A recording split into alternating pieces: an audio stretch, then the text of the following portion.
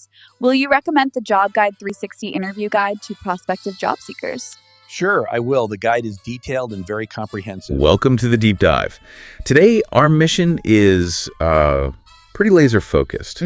We're diving into the blueprint for interviewing for a technical account manager role. So if you're out there preparing for one of these, this is for you. We're going to extract exactly what interviewers are looking for. And it's such a critical role. It really is. It sits at that, that intersection of technology and client success. Our sources make it really clear a successful interview isn't just about checking boxes. Not at all. It's this whole assessment of your technical skills, your communication, your ability to resolve these really complex, kind of ambiguous issues. Right. And your experience managing those high-value client relationships. You have to understand the environment that this TAM is working in. Okay. This isn't just about managing one server. You are the human interface for this huge suite of interconnected HR tech platforms. We're talking applicant tracking, recruitment marketing, sourcing, talent CRM. All of it. And the source material literally says these systems are unstoppable when used together. That's the level of complexity we're dealing with. So the interview has to reflect that. It has to, and it does. The questions are categorized into 4 really rigorous areas: situational, soft skills, role-specific, and then the STAR method for behavioral questions. Right, the classic STAR. Yeah, and because a TAM is dealing with maybe 3,000 different software integrations and, strict compliance like GDPR or EEOC, the interview has to predict your performance under some serious pressure. That sets the stage beautifully. So we're not just looking for someone who knows the answer. We're looking for someone who can navigate just like extreme complexity. Okay, let's unpack this. Let's do it. Where do we start? The real stress test, right? The situational crucible. The big sleep. These questions are designed to be challenging because they test how you handle ambiguity. If the answer was easy, it'd just be a routine support ticket. A TAM problem is different. The whole landscape is murky. So what are some of the most difficult scenarios the source material presents? Well, they all focus on the potential for catastrophic client fallout. The first tripwire is this: how do you troubleshoot an issue when there is genuinely no clear solution, no precedent? Okay, that's tough. It is. And the insight here is that they're not grading you on finding some magic answer that doesn't exist. They are assessing your methodology, your disciplined process for approaching the unknown. Wait, so if there's genuinely no clear solution, isn't that just a client expecting the impossible? What kind of process do you need to show instead of an instant fix? That's an excellent question. The process is all about information gathering and internal diplomacy. Okay. You have to show that you know how to build a hypothesis, involve the right stakeholders, and manage that client's expectations through total transparency. So you're preventing the problem from spiraling. You're preventing it from becoming a systemic risk. And another big failure point for candidates is internal chaos. What do you mean? So the question is, how do you approach a technical difficulty where it's not clear which department in your own company is even responsible? The blame game. Exactly. Given all those integrations we talked about, the root cause could be in engineering. It could be product. It could be a third-party partner's API. That's where that idea of being an internal architect really comes into play then. You're not just solving the problem, you're building the organizational map in real time. Yes, you're the single point of clarity. You have to go out and gather the information, work across all these departments, especially when a client is unhappy, just to find the actual root cause. Precisely. And that clarity extends to technical documentation too. The final situational question really connects the technical function back to client management. How so? It asks how you ensure your technical documentation is accurate and up to date. And this is the critical part. How do you communicate those updates effectively to your clients? Because the documentation isn't just a manual, is it? No, it's often your compliance defense.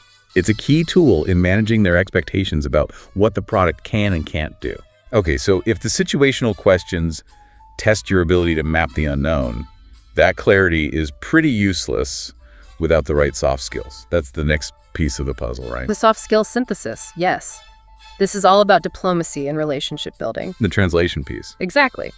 The first core challenge is to give a concrete example of communicating complex technical info like, say, an API failure or a new compliance update to a non-technical person. Like a sales executive or the client's CEO. Right. You have to be fluent in both engineering speak and business risk. Then the second challenge is volatility. Handling difficult people. Handling difficult conversations or conflicts with clients while maintaining a positive professional relationship. The goal is always de-escalation, but while holding firm boundaries. And the soft skills part also tests your own internal capacity, right? How you manage yourself. Absolutely. They want to know how you prioritize and manage your workload when you've got multiple high-value clients all demanding your attention at once. And I saw they also want you to describe a time you had to adapt quickly, like to a new technology or a new process to meet a client's urgent need. Yeah, and what's fascinating here is the emphasis on internal diplomacy. It's not just about the client. What do you mean?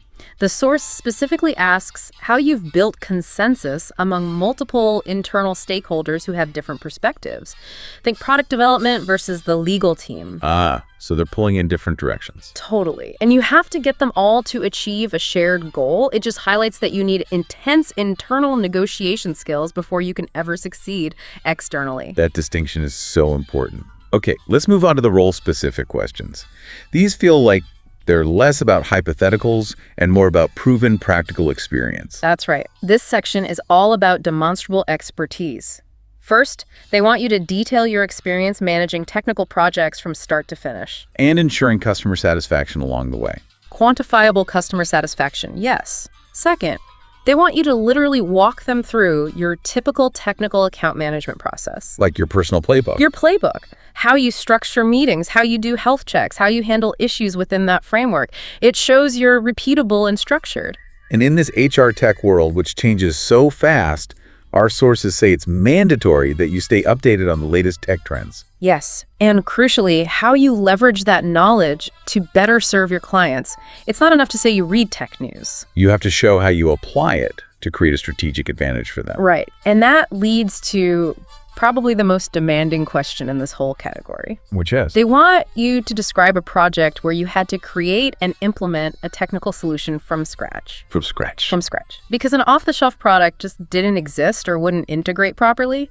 They want to see that you're an innovator, not just a service desk agent. Wow. So you need to be ready to walk them through that entire life cycle. Ideation, build, testing, deployment. And the successful outcome. Which leads us perfectly to the gold standard for talking about these examples. The STAR method. If you're prepping for this interview, you absolutely have to internalize this. You do. Behavioral questions using the STAR framework are really the key to predicting future performance. The source outlines the 4 steps very explicitly. Give them a complete story. A complete narrative arc, proving you can handle complexity. So, first you describe the situation, the context of the challenge. Okay. 2, you define your specific responsibility. What was your role as the TAM? 3, you detail the steps you took and how you communicated that solution to everyone involved. The technical and non-technical people. Yes.